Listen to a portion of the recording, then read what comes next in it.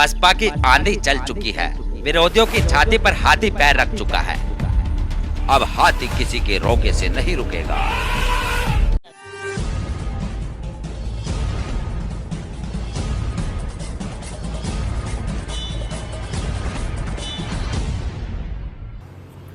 साथियों, जैसा कि आप सबको मालूम है कि अब कुछ ही समय में लोकसभा के आम चुनाव होने वाले हैं और वर्तमान की बीजेपी जेजेपी सरकार आपको गुमराह करने के लिए साम दाम दंड भेद आदि का इस्तेमाल कर सकती है, पर आपको इनकी बातों में ना आकर इनसे इनके कामों के बारे में पूछना है। साथियों, जब आप उनसे इनके कामों के बारे में पूछेंगे तो आपको पता चलेगा कि इनके कामों की लिस्ट बहुत छोटी है और इनकी विफलताओं की लिस्ट बहुत लंबी। पिछले कई वर्षों से बीजेपी जेजेपी की सरकार चल रही है और आज तक भी ना यहां गांवों में पक्की सड़कें बनी, ना यहां घरों तक 24 घंटे बिजली पहुंची, ना यहां नए स्कूलों का खोलने का काम किया गया, ना यहां रोजगार देने का काम किया गया और ना ही यहां पे जाति और धर्म के आधार पर जो दंगे हो रहे थे उन पे लगाम लगाने का काम किया गया। साथियों, आज भी बीजेपी जेजेपी ने सरकारी नौकरियों में SC ST OBC भर्तियों पर रोक लगाकर रखी है। आपको जानकर हैरानी होगी कि आज भी 1,80,000 से ज्यादा सरकारी नौकरियां हरियाणा सरकार में खाली पड़ी हैं। आज BSP कहती है कि अगर हमारी आने वाले विधानसभा आम चुनाव में सरकार बनेगी तो जैसे बहन जी ने अपने शासनकाल में यूपी में सबसे पहले आते ही जो सरकारी नौकरियों में बैकलॉग था उसको पूरा किया, उसको भरा, उसी तरह हरियाणा में सरकार बनने पर सबसे पहले बैकलॉग भरा जाएगा। साथियों, आज भी बीजेपी जेजेपी ने एजुकेशन पॉलिसी यहां पर लागू नहीं करी और तो और इस सरकार ने अपने शासनकाल में 2,500 से ज्यादा स्कूलों को बंद करने का काम किया। साथियों, आज BSP कहती है कि जिस तरह पिछड़े बुंदेलखंड क्षेत्र में बाबा साहब doctor Bhimrao Ambedkar medical college और झांसी में मान्यवर श्री काशीराम जी पैरा मेडिकल ट्रेनिंग कॉलेज की स्थापना की थी, उसी तरह यहां पर भी हमारे बच्चों को एजुकेशन में आगे बढ़ने के लिए medical colleges, training centres, senior secondary schools, primary schools की स्थापना की जाएगी। साथियों, जब हमारे बच्चे पढ़ ही नहीं पाएंगे तो कहां से नौकरियां ले पाएंगे और जब अपने नौकरियां नहीं मिलेंगी तो कैसे वो अपने पैरों पर खड़े हो पाएंगे। साथियों, जो इस सरकार ने हमारे बच्चों को पढ़ने से रोका है पिछले 5 से 10 सालों में, इससे इनकी ये जो मनुवादी सोच रखने वाली मानसिकता है वो दर्शाती है। तो आपको इनकी मीठी मीठी बातों में नहीं आना है, इनके ऊंचे लंबे चौड़े वादों को सुन के बहकना नहीं है।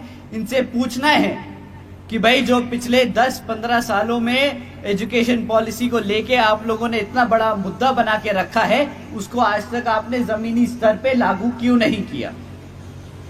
साथियों, आप सब जानते हैं कि किस तरह से हमारी आशा वर्कर्स लंबे समय से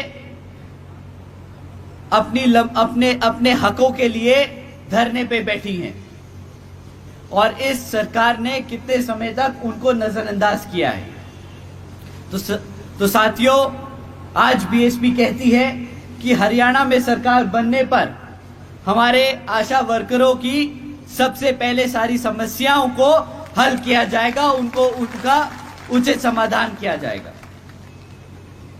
साथियों, ये तो है बीजेपी और जेजेपी के हाल, परंतु राजनीतिक स्तर पर एक और नीच, गंदी, जो हमारे समाज को एक पिछले 50-60 सालों से दबाने की कोशिश कर रही कांग्रेस पार्टी भी है। साथियों, कांग्रेस पार्टी आपको कभी भी आपके बीच में आकर अपने काम गिनवाने के काम नहीं करेगी। वो आपको आकर बीएसपी को गुमराह, हमारे बीएसपी के वर्करों को, समर्थकों को गुमराह करने के लिए हमेशा सिर्फ एक ही लाइन बोलेगी कि बीएसपी तो बीजेपी की बी टीम है।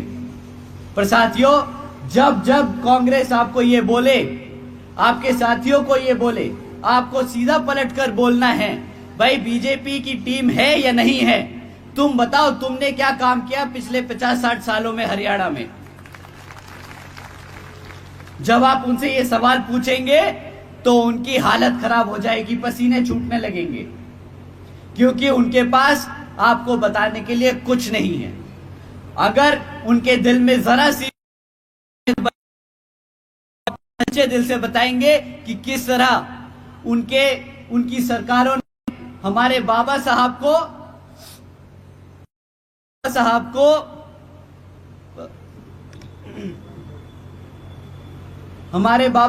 को भारत रत्न देने से रोका, वो अगर उनके दिल में जरा सी भी इंसानियत होगी तो वो बताएंगे किस तरीके से उन्होंने मंडल कमीशन रिपोर्ट को लागू नहीं होने दिया।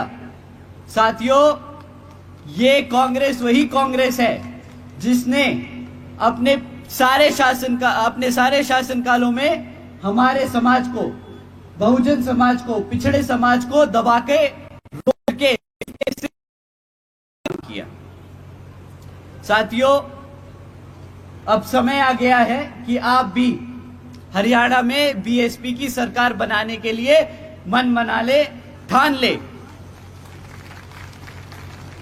साथियों, ये इसलिए मैं कहता हूं क्योंकि जब हमारे लोग, बीएसपी के लोग बहुजन समाज पार्टी और बहन जी की सरकार को याद करते हैं, यूपी की सरकार को याद करते हैं, तो वो उन्हें समय याद आता है जब बहन जी ने सावित्रीबाई फूले शिक्षा योजना लागू करी थी, जिसके तहत 7 लाख से ज्यादा बच्चियों को 12वीं तक की शिक्षा प्राप्त करने हेतु 600 करोड़ से ज्यादा की लागत हमारी बच्चियों पर खर्च कर हमारी बच्चियों को अपने पैरों पर खड़े करने के लिए बहन जी ने अपने समाज की बच्चियों के लिए खर्ची थी। उन्हें याद आता है वो समय जब बहन जी ने देश में पहली बार सरकारी कॉलेजेस के स्टूडेंट हॉस्टल्स में अन्य पिछड़े वर्गों के छात्रों के लिए 27% आरक्षण की व्यवस्था तय की थी। साथियों, साथ ही साथ बहन जी ने महामाया गरीब बालिका आशीर्वाद योजना के तहत 3,25,000 बच्चियों को 1-1 लाख रुपए देने का काम किया। साथियों, इस योजना के तहत बहन जी ने 3,250 करोड़ रुपए अपनी बच्चियों को देने का काम किया।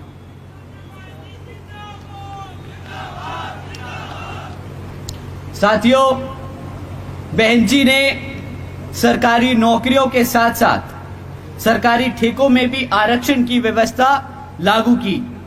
और साथियों, याद करते हैं वो समय कि किस तरह बहन जी ने सरकारी नौकरियों की भर्ती पर लगी रोक को हटाकर बहुजन समाज के साथ साथ सर समाज को, सभी जरूरतमंदों को, लोगों को नौकरी देने का काम किया था।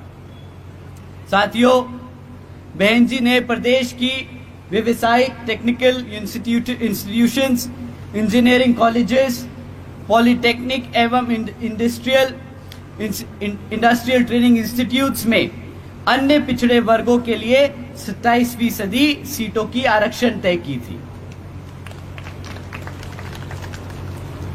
बहन जी ने कृषि एवं संबंधित कार्यों में मिनिमम वेजेस को 55 रुपए से बढ़ाकर 100 रुपए प्रतिदिन करने का काम किया और अन्य पिछड़े वर्गों के लोगों के लिए क्रीमी लेयर की वार्षिक आय सीमा 3 लाख रुपए से बढ़ाकर 5 लाख रुपए करने का काम किया।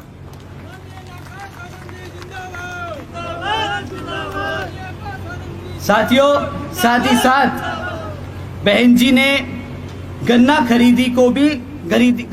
खरीदे के दाम को भी दुगना कर दिया था और आदरणीय बहन जी ने अपने शासनकाल में 90,000 से ज्यादा शिक्षकों को सरकारी नौकरी दी, 1 लाख से ज्यादा सफाई कर्मचारियों को भर्ती किया, 2 लाख से अधिक जवानों को पुलिस फोर्स में भर्ती किया।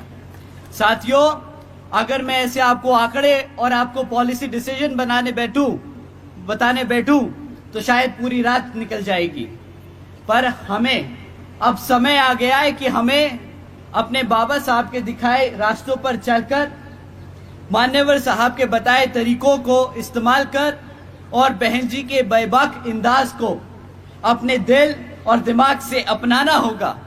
तो साथियों, समय आ गया है कि अब हम सब एकजुट होकर हर समाज के हर एक व्यक्ति को बसपा से जोड़ने का काम करेंगे और बता देंगे कि हम आ रहे हैं हर एक उस चीज के लिए जो इस संविधान में हमारे लिए हमारे गुरु देकर गए हैं, बाबा साहब डॉक्टर भीमराव अंबेडकर जी। अंत में साथियों, एक बार दोबारा मैं अपने सभी माताओं, बहनों, बुजुर्गों और जवान युवा साथियों का तहे दिल से शुक्रिया अदा और धन्यवाद करता हूं। साथ ही साथ हमारे जवान जबाज बीवीएफ साथियों का भी तहे दिल से शुक्रिया अदा करता हूं। हमारे सभी बहुजन मीडिया के साथी लोगों का भी दिल से धन्यवाद करता हूं कि हमारे मैसेज को देश के कोने कोने तक पहुंचाने का आप जो मेहनत से काम कर रहे हैं, आप सभी का तहे दिल से धन्यवाद। हमारे सभी साथी जो हमारे साथियों का, हमारे कैडर के, हमारे सभी लोगों का मनोरंजन कर रहे थे, आप सभी का भी तहे दिल से शुक्रिया अदा। आप सब ने इतनी मेहनत से इस मीटिंग को सफल किया, आप सभी का धन्यवाद। जय भीम, जय भारत, जय बहन जी। अगर आप चाहते हैं गरीब हर वंचित इंसान की आवाज आप तक पहुंचे तो हमारे चैनल को सब्सक्राइब करें और बेल आइकन का बटन दबाना ना भूलें। देखते रहिए बहुजन न्यूज।